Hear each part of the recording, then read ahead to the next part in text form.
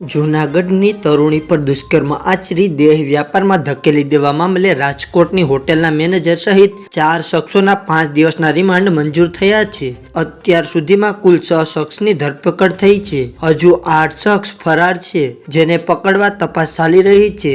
જૂનાગઢમાં રહેતી એક 15 વર્ષની તરુણીને અરબાઝ નામના શખ્સે પ્રેમજાળમાં ફસાવી દુષ્કર્મ આચર્યું હતું। બાદમાં રાજકોટ લઈ જઈ ત્યાં દુષ્કર્મ કર્યા બાદ તરુણીને મિત્રોના હવાલે કરી દીધી હતી।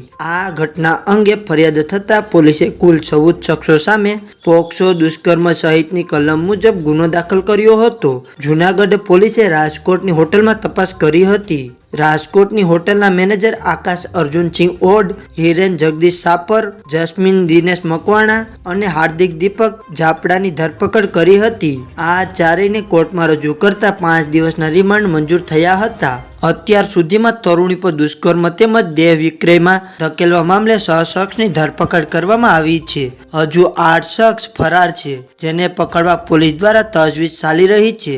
આ શખ્સોની સાથે અન્ય કોણ સંડોવાયેલ છે એ અંગે પૂછપરછ કરવામાં આવશે। હજુ આ પ્રકરણમાં વધુ લોકોની સંડોવણી ખુલે એવી સંભાવના છે। તો મિત્રો, અત્યારના સમાચારમાં હાલ બસ આટલું જ। હવે મળીએ એક નવા સમાચાર સાથે।